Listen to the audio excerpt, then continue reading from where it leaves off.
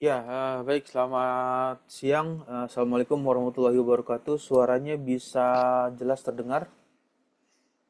Waalaikumsalam. Jelas, Pak. Ya, yang sudah hadir ya di siang hari ini untuk mata kuliah An Introduction to CFD dan FEM bisa mengaktifkan kameranya.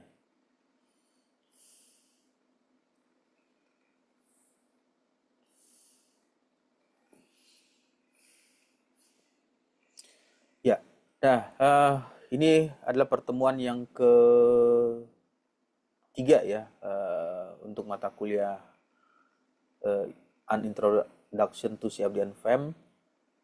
Di pertemuan ini 2 minggu yang lalu sudah dibahas mengenai pengenalan ya, introduce itu artinya memperkenalkan mengenai simulasi yang menggunakan aliran fluida. Jadi pola aliran fluida tersebut disimulasikan menggunakan toolsnya CFD.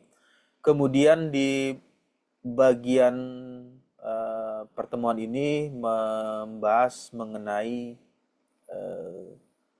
masalah metode elemen hingga. Nah, untuk metode elemen hingga ini seringkali dipakai untuk melakukan analisis kekuatan material. Jadi material yang dipergunakan itu perlu dilakukan analisis.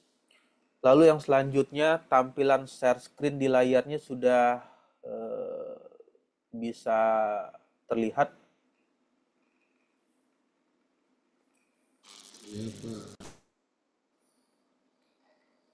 Untuk share screen-nya sudah keluar ya. Sudah, Pak. Ya.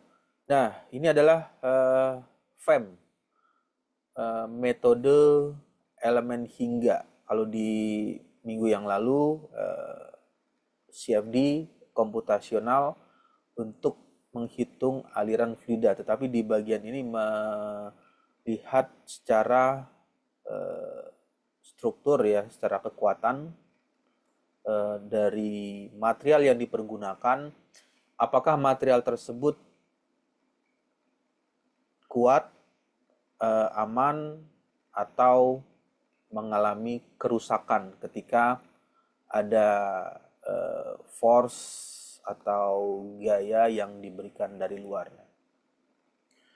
Material-material ini bisa saja divariasikan ya eh, bentuknya atau geometri, kemudian material tersebut bahannya bisa saja dirubah dari bahan yang berbeda. Nah, untuk bisa mengetahui apakah material tersebut kuat atau masih tahan, sebagai langkah awal sebelum hal tersebut dikerjakan secara eh, pembuatan secara prototipe ya, atau secara aktual, maka diawali terlebih dahulu dengan pendekatan simulasi menggunakan finite elemen metode elemen hingga. Ya, nah karena applied-nya itu untuk kapal ya, teknik perkapalan, berarti nanti sedikit banyak menceritakan atau membahas mengenai masalah struktur atau kekuatan dari kapal tersebut.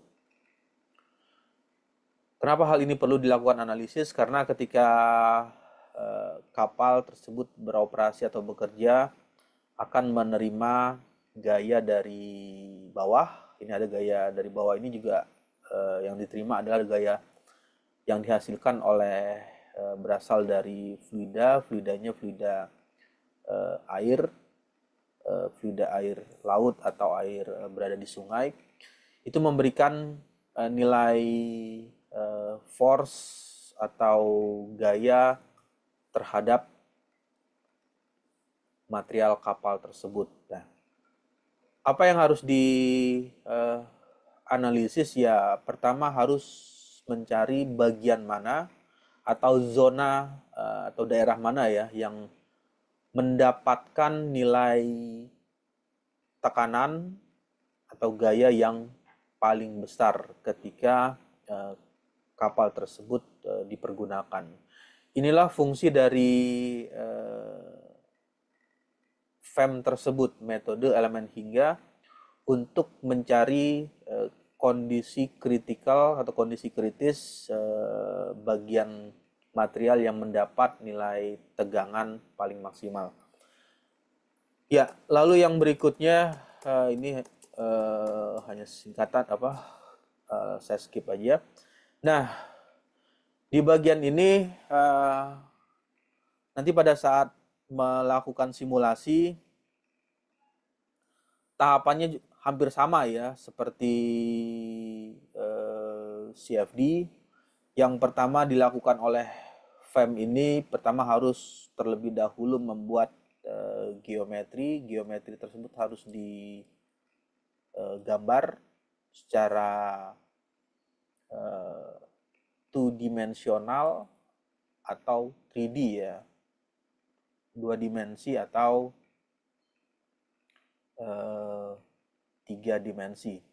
Konsepnya juga sama, antara penyederhanaan pada saat dari gambar tersebut aktualnya 3 dimensi disederhanakan menjadi 2D dengan ketentuan kondisinya harus simetris. Jadi antara sisi bidang kiri atau bidang kanan dengan ukuran yang sama. Di bagian akhir setelah menentukan geometri, yang kedua membuat model mesh atau grid ya.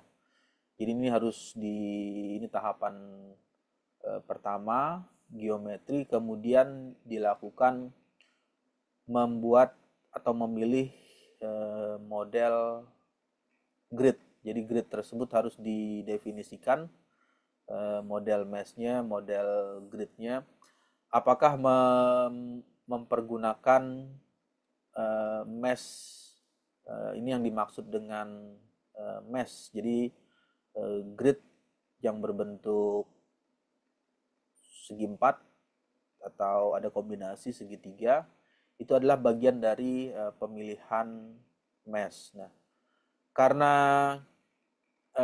geometrinya cukup kompleks itu ya artinya banyak lekukan ya, jadi banyak kemiringan, kemudian ada zona yang lurus dan lain sebagainya, ada bagian yang melengkung, sehingga mesh tersebut perlu dipilih atau disesuaikan untuk geometri yang dipergunakan tersebut. Pastikan bahwa bagian dari ini ya, dari gambar atau model yang akan dibuat tersebut bisa terdefinisi dengan baik.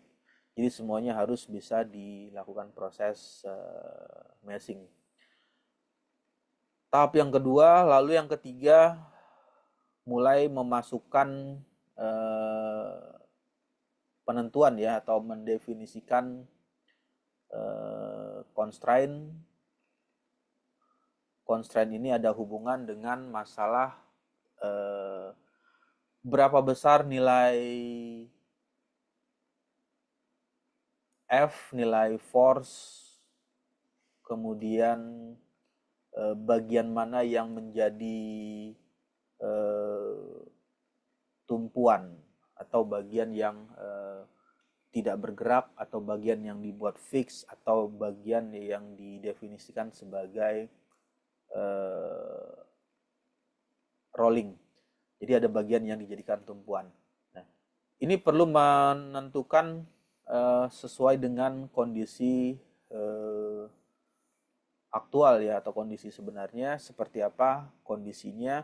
Karena pada saat penentuan nilai constraint ini kurang sesuai dengan kondisi yang akan disimulasikan, pasti di bagian akhirnya akan memberikan hasil yang tidak pas ya, atau tidak tepat pada saat simulasi tersebut dipergunakan untuk memberikan informasi. Nah, lalu yang selanjutnya di bagian akhir pasti mengeluarkan nilai gambar ya, atau berupa warna gambar post processing, untuk post processing ini merupakan bagian dari processing berupa gambar yang berwarna, ada warna merah, kemudian biru, hijau, dan warna kombinasi lainnya.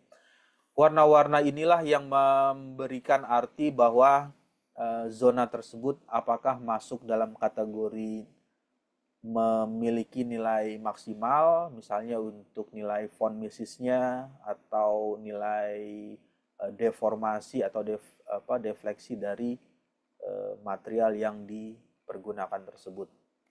Ya, jadi tahapannya ini ya, ada 4: geometri, membuat model, geometri, kemudian mendefinisikan model mesh, constraint, di bagian selanjutnya mendapatkan hasil post processing. Ya, nah secara umum metode FEM merupakan singkatan dari finite element method, metode elemen hingga. Kalau dalam bahasa Indonesianya sering dikenal dengan nama MEH ya, MEH. Metode elemen hingga atau finite element method.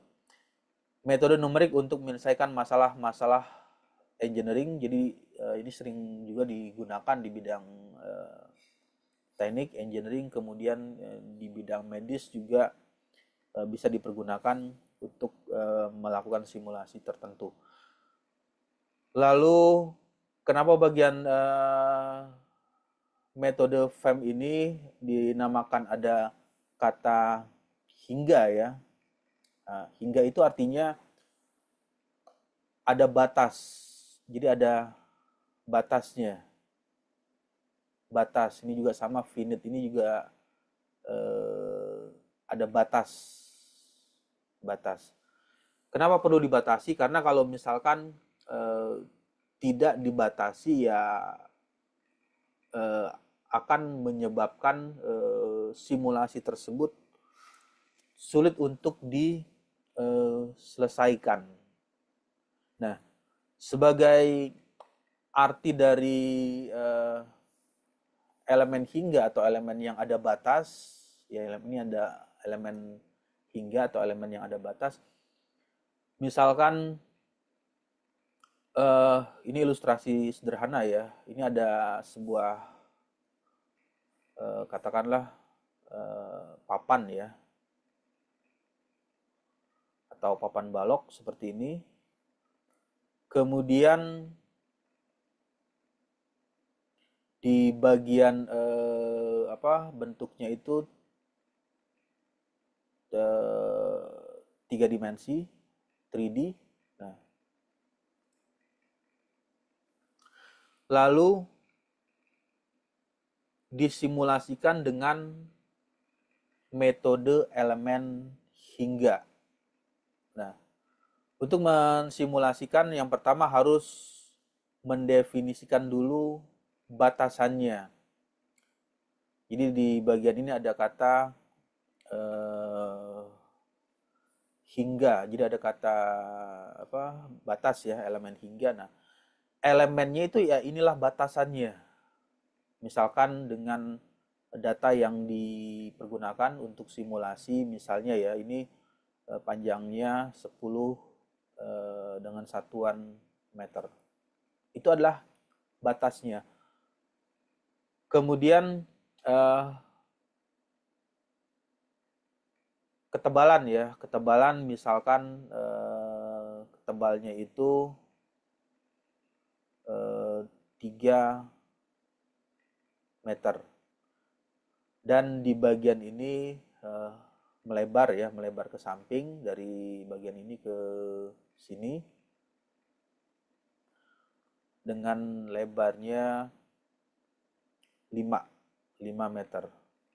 Nah, itu merupakan hingga, jadi ada batasnya.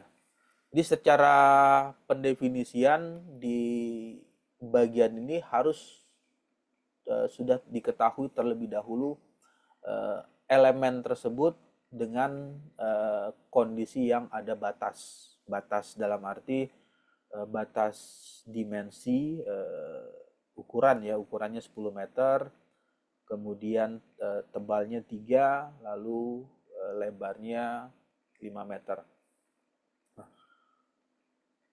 Di bagian selanjutnya, untuk kondisi ini kan tidak bisa langsung dilakukan analisis ya kalau hanya memiliki elemen saja yang ada elemen hingga tanpa harus mendefinisikan terlebih dahulu jenis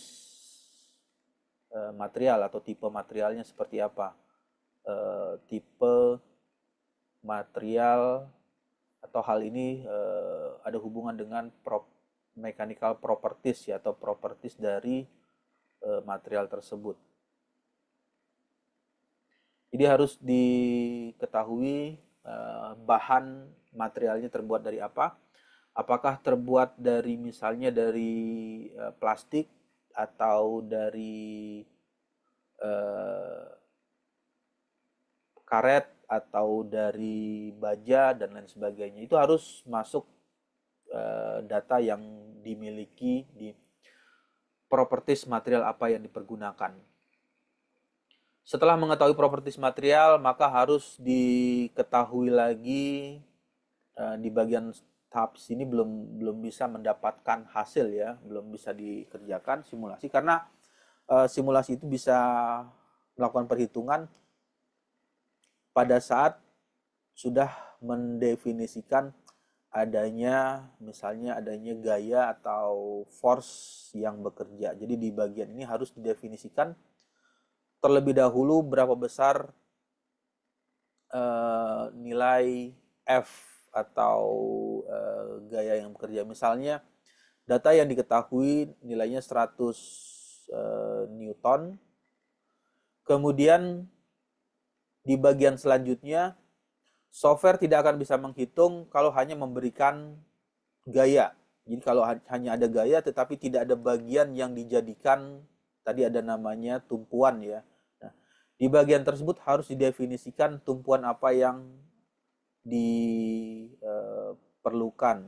Di sini harus mendefinisikan di bagian ini didefinisikan tumpuannya, misalnya dilakukan kondisinya dibuat fix atau dijepit. Nah,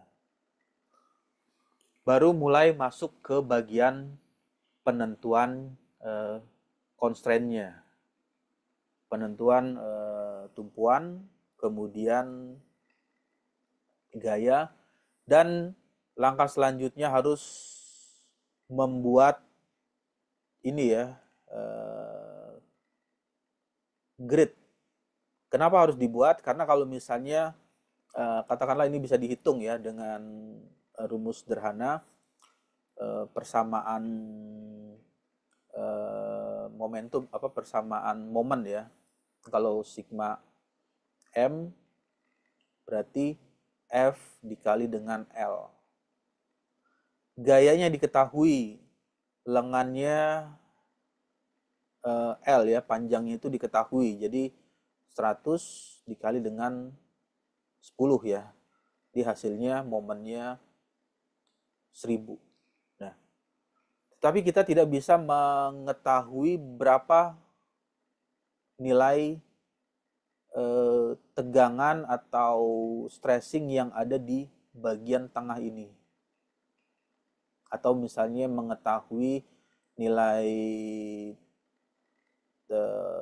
tegangan yang ada di seperempat panjang dari bidang tersebut. Nah, hal inilah yang dibutuhkan mulai membuat diskrit bagian-bagian yang terpisah atau yang tadi disebut dengan model grid. Jadi dibuat grid di bagian ini, grid yang berbentuk kotak ya. Dan nanti didefinisikan di grid tersebut. Software mulai akan melakukan perhitungan pada saat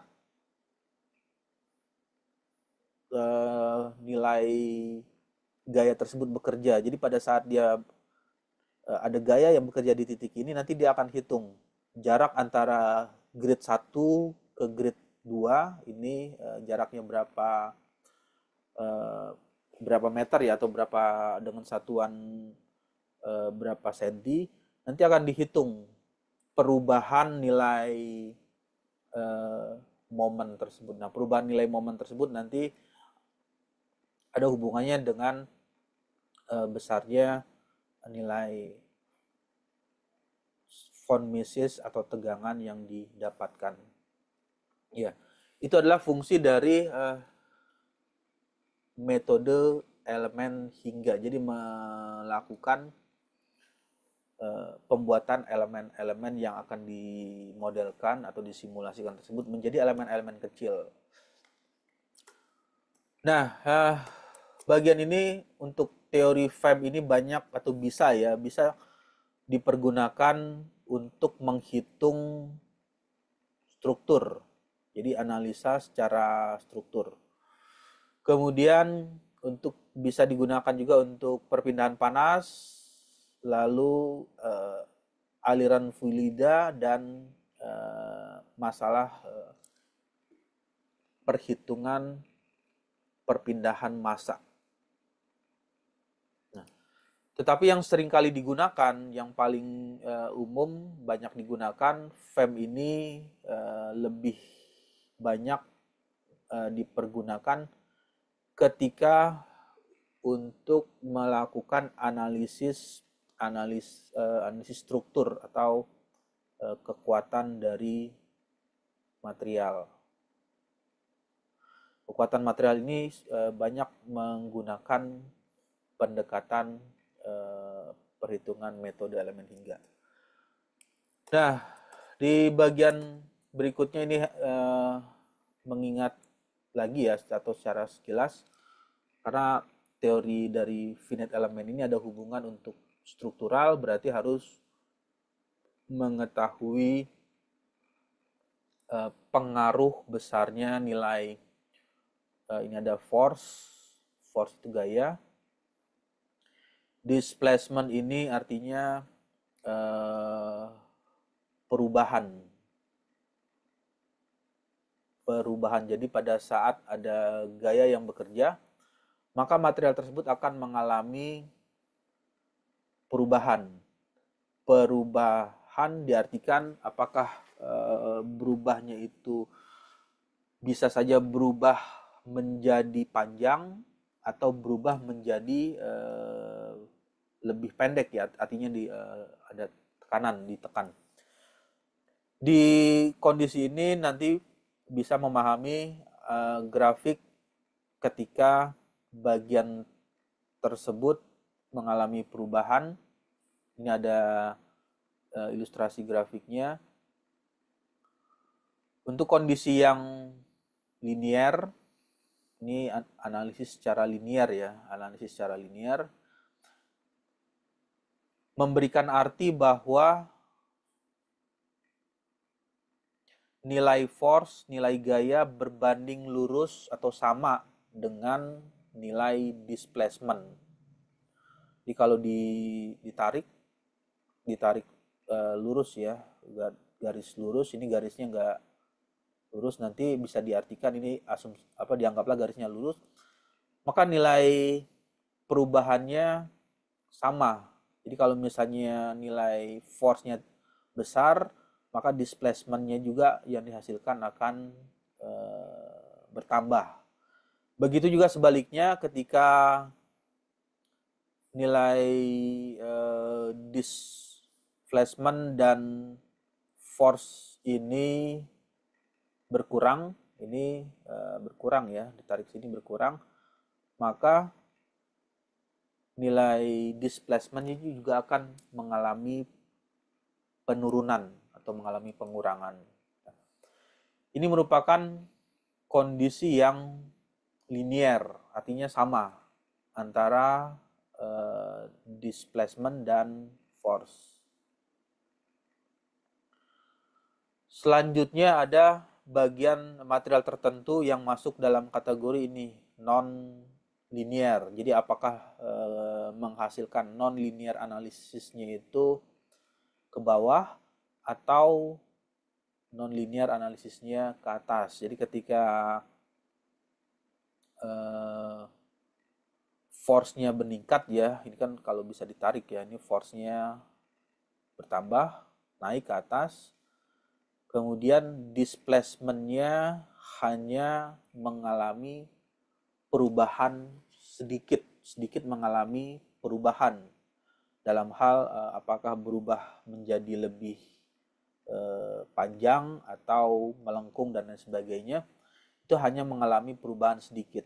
Nah, tetapi di bagian kondisi yang non-linear analisisnya dengan grafiknya ini melengkung ke bawah, force-nya kenaikannya ini ya, misalnya dari sini di bagian sini dengan di bagian ini naiknya sedikit, tetapi memberikan efek displacement-nya bertambahnya cukup jauh, cukup panjang, mengalami perubahan terhadap material tersebut cukup besar. Ya, nah ini merupakan bagian dari karakteristik material yang dipergunakan tersebut. Nanti ada pada saat menentukan constraint, terlebih dahulu harus mengetahui sifat properties dari materialnya. Jadi harus diketahui material tersebut masuk dalam kondisi yang linear atau kondisi non linear.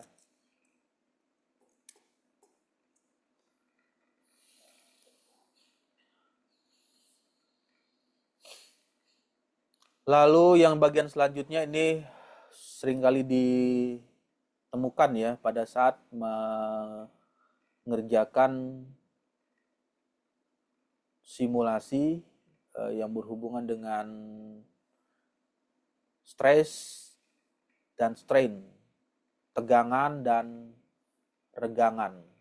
Jadi ini ada kondisi stres itu artinya tegang,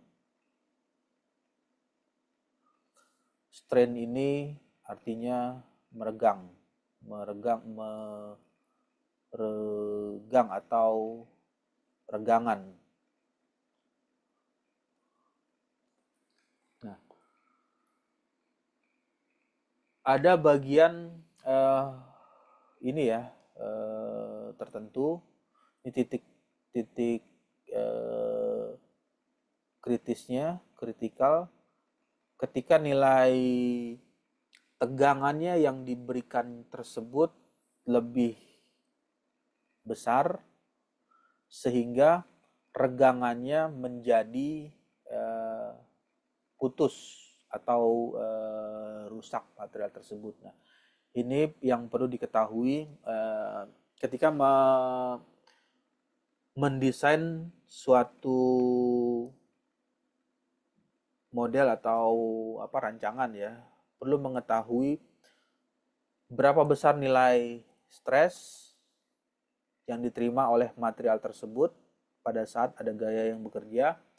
Kemudian apakah nilai regangannya masih dalam kategori aman atau kategorinya mengalami rusak atau putus. Nah, itu yang perlu diketahui pada saat melakukan simulasi. Jadi kalau simulasi tersebut hanya sebagai tools atau alat bantu, ketika data-data sudah diketahui untuk kondisi batas, boundary condition dimasukkan, nanti pada saat di bagian akhir mengeluarkan gambar post processing di bagian itulah nanti mendapatkan analisis yang perlu dilakukan menggunakan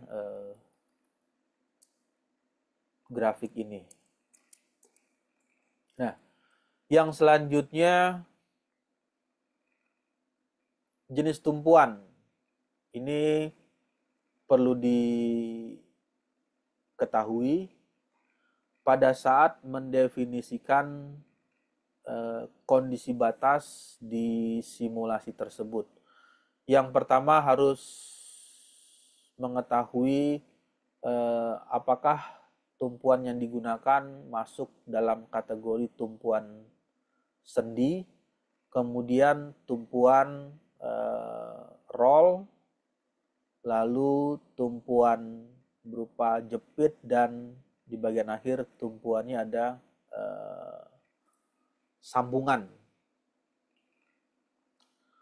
Selanjutnya perlu juga mengetahui karakteristik kemampuan tumpuan tersebut. Jadi pada saat mendefinisikan di kondisi batas ini ya, kondisi batas simulasi tersebut, tumpuan sendi, ketika menggunakan tumpuan sendi berarti tumpuan ini mampu menahan gaya vertikal. Jadi pastikan pada saat memilih tumpuan ini berarti ada gaya vertikal yang dapat ditahan ya. Mampu menahan gaya vertikal dan horizontal, tetapi mengalami rotasi atau putaran. Jadi bisa berputar dengan ketentuan ya, putarannya tidak terlepas ya dari tumpuan ini. Jadi ketika ada gaya yang bekerja dari bawah atau dari atas, ini bisa ditahan, dan di bagian ini horizontal dari arah kiri ke kanan atau dari kanan ke kiri ini bisa ditahan, tetapi mengalami putaran atau rotasi. Lalu yang selanjutnya tumpuan roll. Roll ini mampu menahan gaya vertikal dan mengalami rotasi. Gaya vertikal bisa ditahan,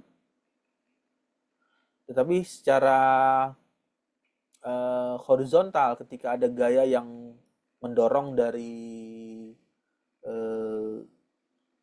kiri ke kanan atau dari kanan ke kiri, maka gaya tersebut tidak mampu ditahan ya. Jadi artinya dia akan bergerak ya. Contoh dari tumpuan roll ini ya sering kali ditemukan di pintu ya. Kalau pintu pagar rumah atau pagar gedung ya, atau pagar tempat tertentu, itu kan ada pintu yang pintu tersebut bisa didorong, itu adalah rolling. Jadi ketika ada gaya yang membuka pintu ke arah kiri atau ke arah kanan, maka pintu tersebut akan tergeser ke arah samping kiri atau samping kanan. Itu kondisinya di rolling, bergerak secara horizontal. Tapi ketika diangkat secara vertikal ya, mengangkat pintu tersebut, nah itu di bagian ini ada bagian yang menahan gaya vertikalnya. Jadi gaya vertikalnya ini tidak bisa diterima atau tidak bisa dijalankan pada kondisi tumpuan, kondisinya adalah tumpuan roll. Lalu untuk tumpuan jepit mampu menahan gaya vertikal, horizontal, dan momen, serta tidak mengalami rotasi tumpuan. Ini fix, artinya betul-betul tidak bisa bergerak. Didorong tidak akan berpindah, kemudian ditarik ke atas atau ditarik ke bawah juga tidak akan bergeser, serta diberikan momen ya. Ini ada simbol ini simbol sigma M, momen, tidak mengalami rotasi, jadi tidak bisa berputar. Kondisi ini menjadikan tumpuan ini disebut dengan tumpuan jepit. Lalu di bagian selanjutnya tumpuan link. Link ini sambungan ya, atau sendi. mampu menahan gaya searah link. Jadi kalau arah batangnya ini adalah batang ya, warna hitam ini ada warna batang. Arahnya jadi hanya mampu menahan arah gaya ini. Jadi ketika ada gaya yang dari kiri ke kanan atau dari kanan ke kiri, maka mampu untuk ditahan gaya tersebut. Tapi kalau misalnya ada gaya yang bekerjanya dari atas atau ada gaya yang misalnya ini ada gaya yang bekerja dari atas, kemudian ada yang dari bawah. Nah, ini yang tidak mampu ditahan oleh jenis tumpuan yang seperti ini. Ini merupakan bagian yang perlu diketahui pada saat mendefinisikan simulasi tersebut untuk menentukan kondisi batas apa.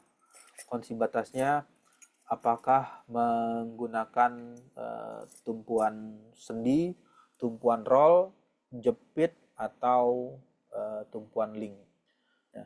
Secara umum atau secara general ya, secara umum itu jenis tumpuannya ada 4, 1, 2, 3, kemudian 4. Kemudian yang perlu diperhatikan, di bagian ini ada gaya dan rotasi. Nah, tumpuan ini mampu menahan kondisi apa saja. Apa yang bisa dilakukan di bagian ini gaya vertikal dan horizontal. Lalu untuk tumpuan roll, gaya vertikal dan rotasi yang mampu ditahan.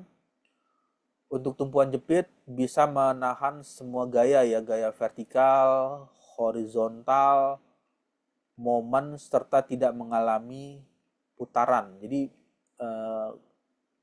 pada saat menggunakan tumpuan jepit ini semua gaya bisa ditahan, gaya vertikal, horizontal, momen, dan rotasi. Lalu di bagian akhir tumpuan link sendi ini hanya menahan gaya yang searah ya, atau satu arah dengan tumpuan tersebut. Ya, oke. Lalu yang berikutnya adalah mechanical properties of material. Jadi ini bagian-bagian yang perlu diketahui di saat melakukan penentuan jenis material apa yang dipergunakan. Harus mengetahui terlebih dahulu strength, kemudian elasticity, plasticity, ductility, malleability, breathness, stiffness, hardness, creep, fatigue, resilience, toughness, dan weldability.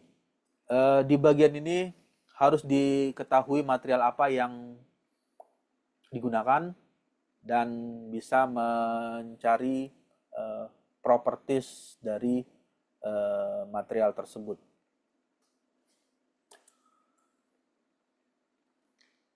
Lalu bagaimana tahapan pada saat memilih untuk mensimulasikan menggunakan metode elemen hingga? Ini sebagai ilustrasi ya, ilustrasi contoh saja.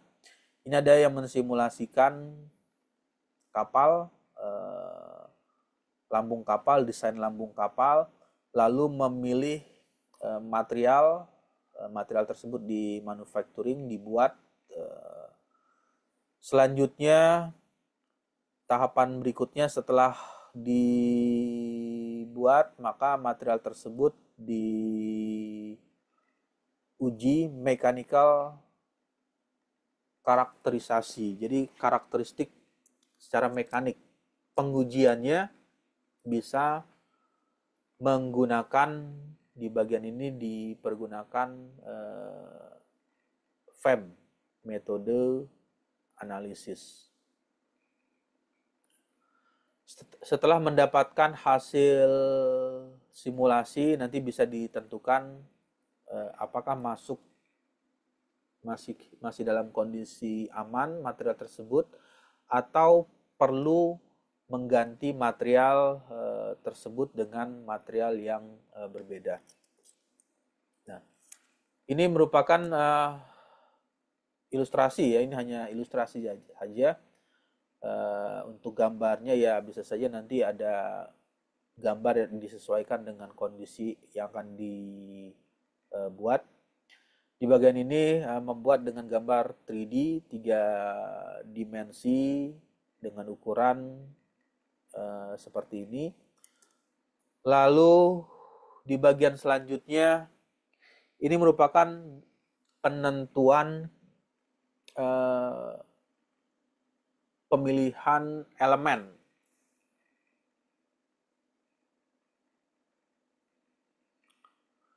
Di sini ada elemen yang bentuknya seal, kemudian ada beam. Jadi bisa dilihat di warnanya ya, untuk warna kuning, ini ada berwarna kuning, ini diperkirakan elemennya jenis elemen, tipe elemennya beam, dan ini cell. Lalu dibuatlah kondisinya seperti ini, rancangannya. Ini menceritakan, ini simulasi ini dipergunakan menggunakan materialnya itu adalah fiber. Jadi material fiber tersebut untuk material kapal ya, materialnya terbuat dari fiber, serat fiber, lalu disimulasikan apakah material tersebut kuat.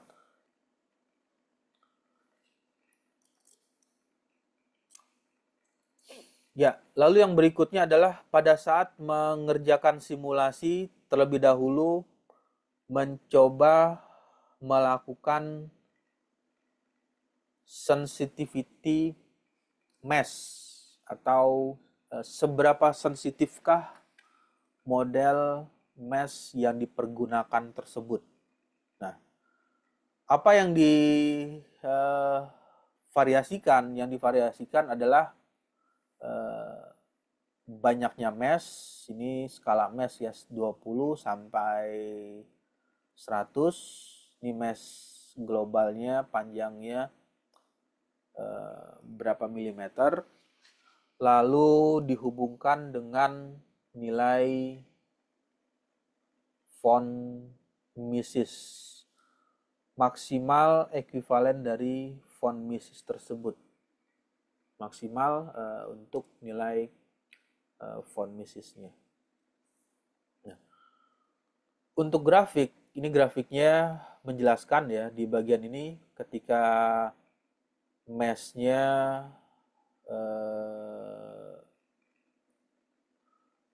ini 25 lah ya, 20, 25, 30, misalnya 25.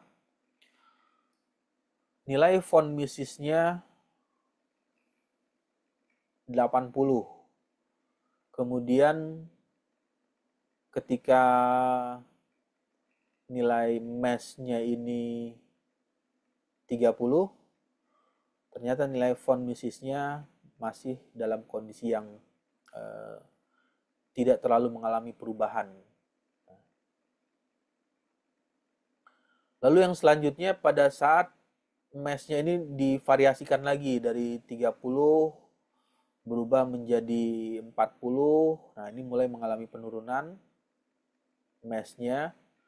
Kemudian di bagian ini kondisinya kembali lagi ke sekitar 79 ya, 79.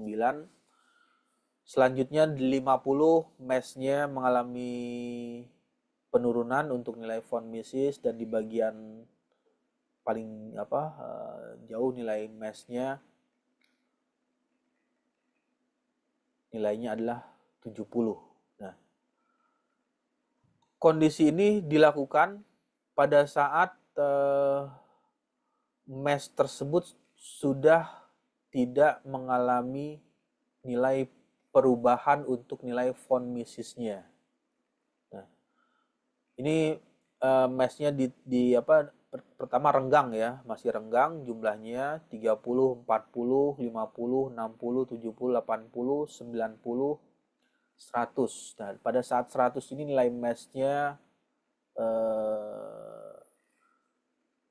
kondisinya tidak lagi mengalami banyak perubahan. Jadi grafiknya ini sudah nilainya konvergen.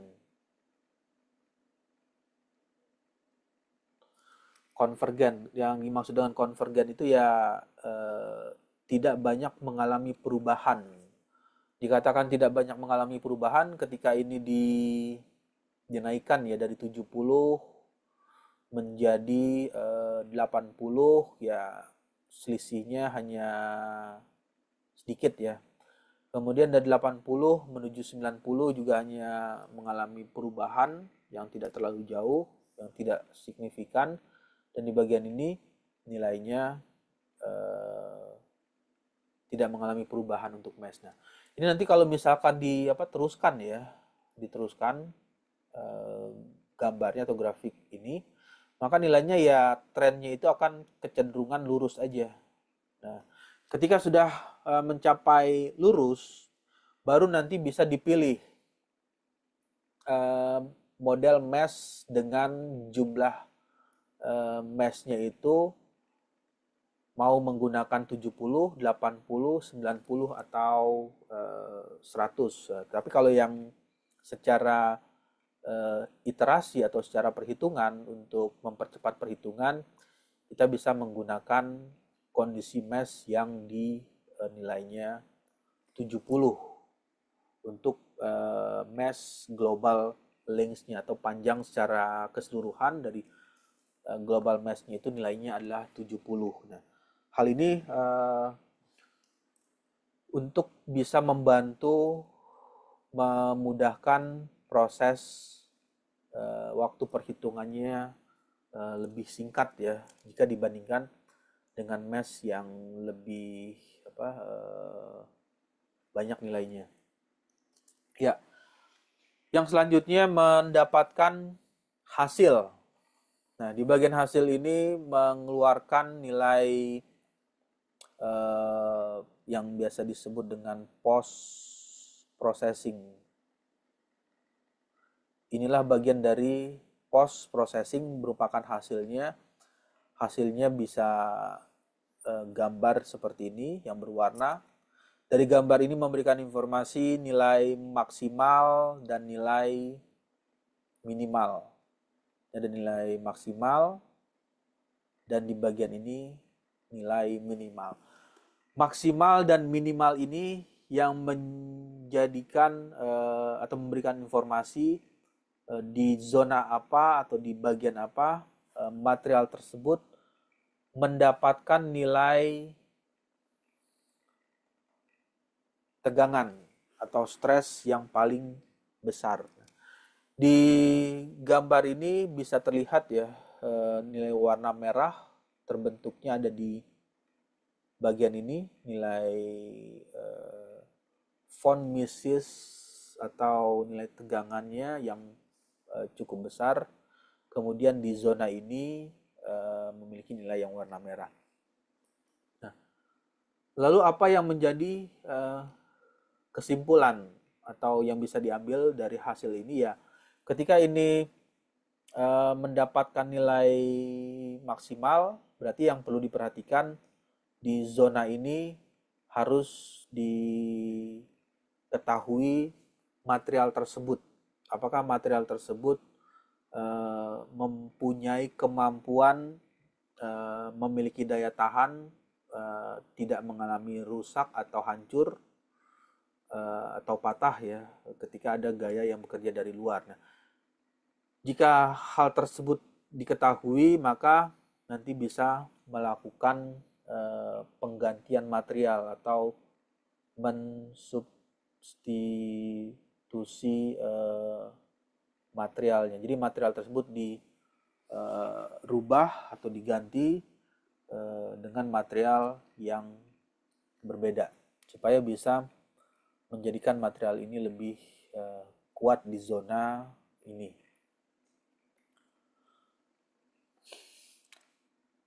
Ya, oke, baik, sampai sini ada diskusi atau ada yang mau ditanyakan?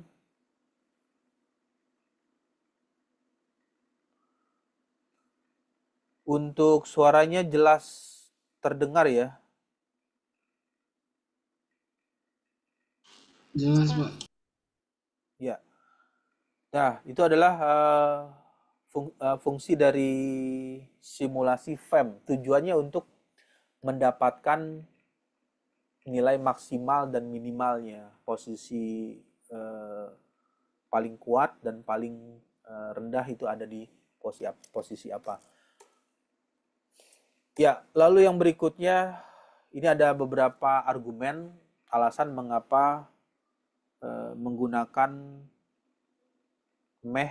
metode elemen hingga atau finite element.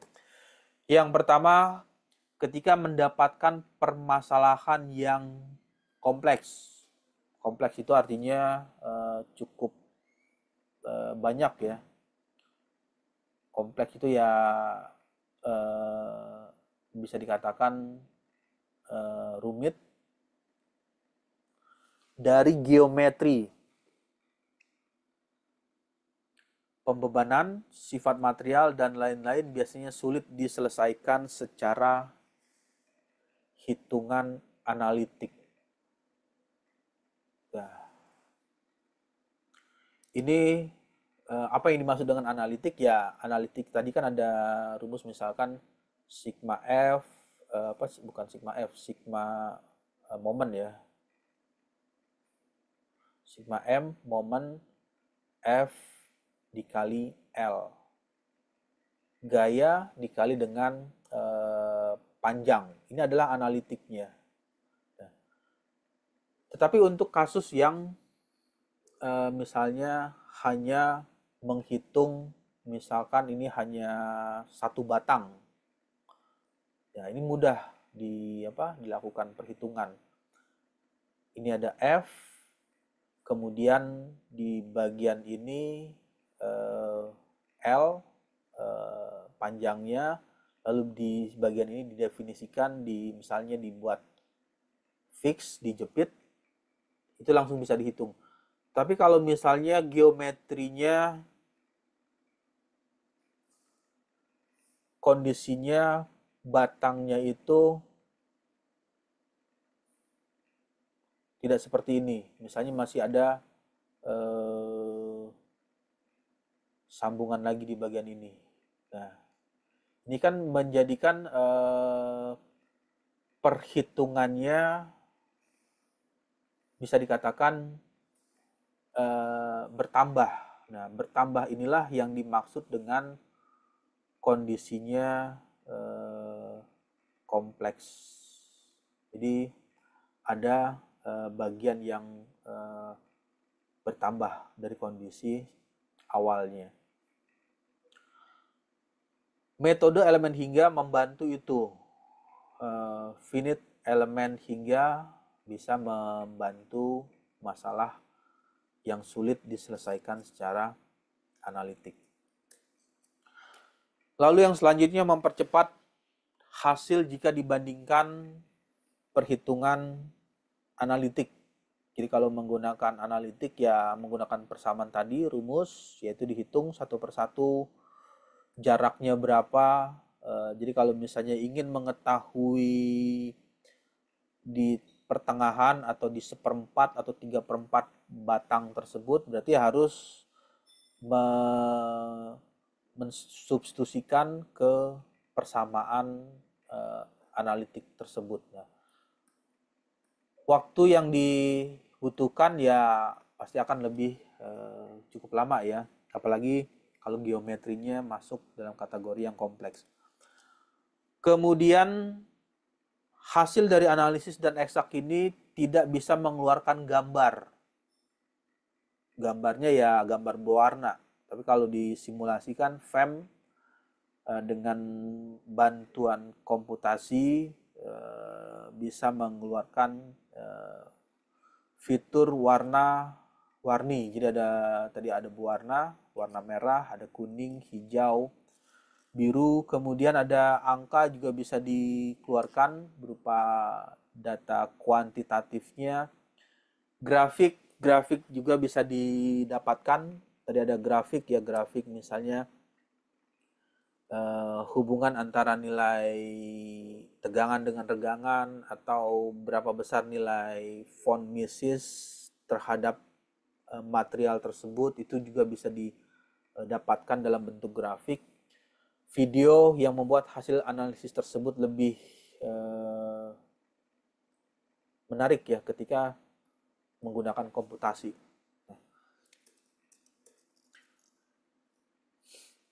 Ya, oke. Lalu di bagian selanjutnya ini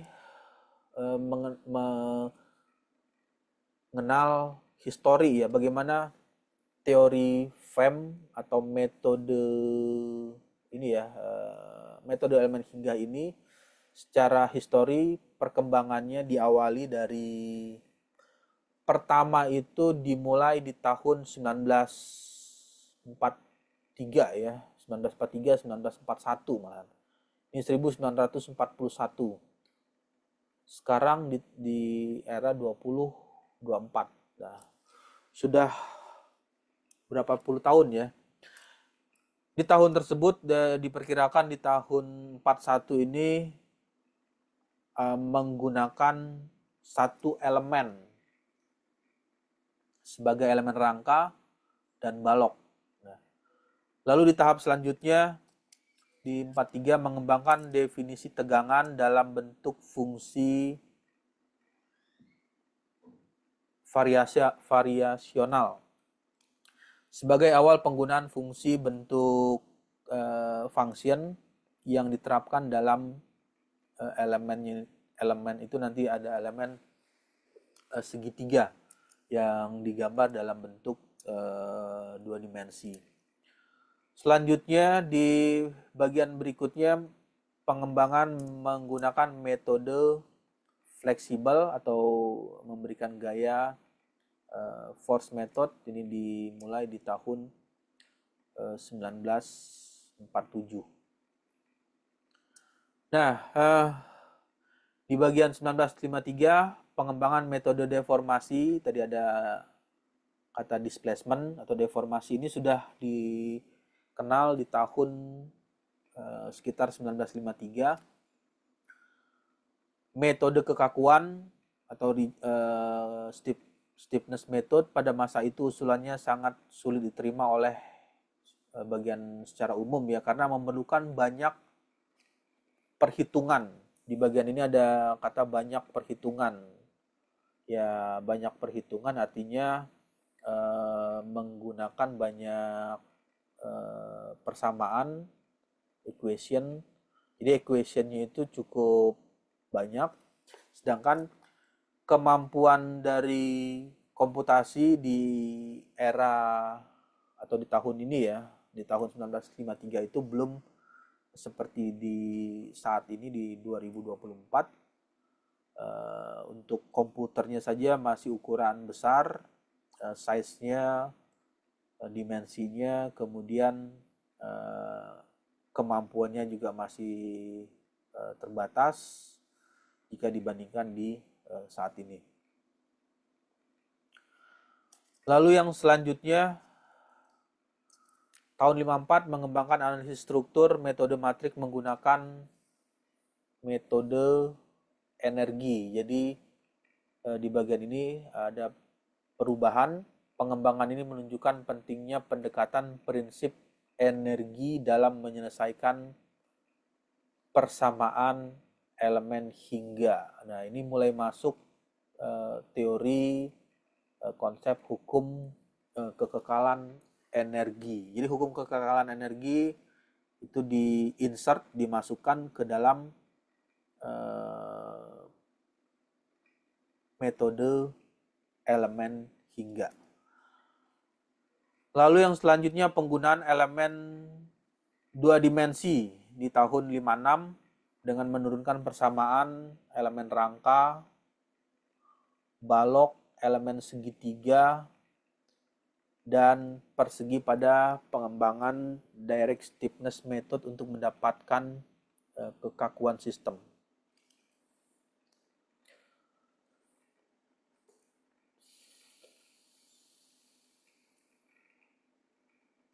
Ya, ini adalah historinya, histori dari tahun ke tahun di bagian tersebut, semakin ke bawah di bagian ini banyak pengembangan yang dilakukan.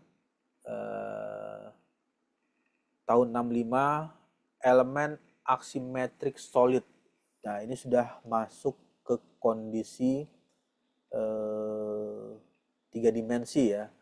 Tiga dimensi tetapi kondisinya itu asimetrik padat. Jadi bagian yang simetrik dengan kondisinya sama antara sisi kiri dan kanan, tetapi untuk kondisi materialnya material yang solid.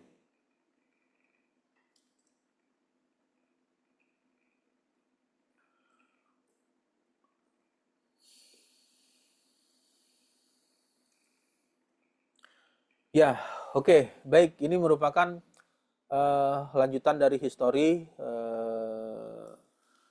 mengenai metode elemen hingga. Di bagian selanjutnya mengembangkan penyelesaian dari kasus viscoelasticity. Di bagian viscoelasticity ini ada hubungan dengan properties material yang sifatnya elastis. Jadi material yang ada sifat material yang sifatnya elastis seperti sebagai contoh karet atau rubber. Karet ini mempunyai sifat elastis. Jadi ketika ada gaya yang diterima oleh material tersebut, maka material tersebut akan mengalami deformasi, perubahan. Pada saat gaya tersebut dihilangkan, maka material tersebut akan berubah kembali ke kondisi awal, seperti awalnya. Ya, sebagai contohnya adalah materialnya yang terbuat dari karet.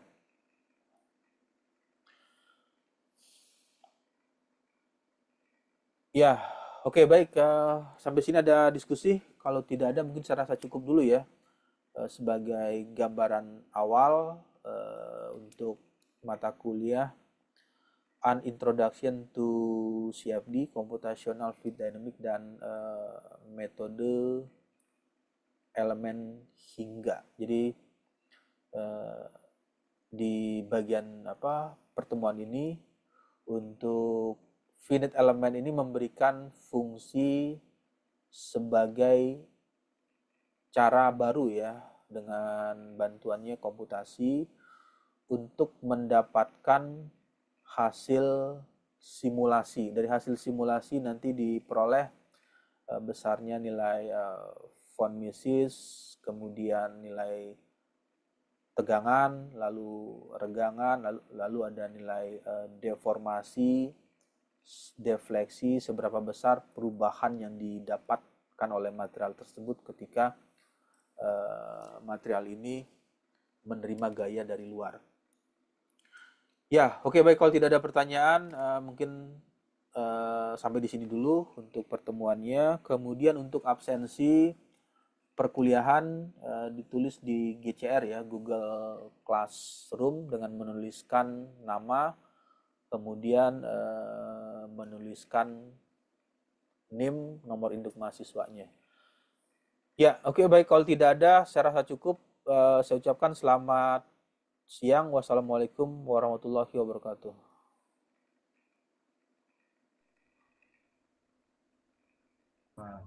Ya.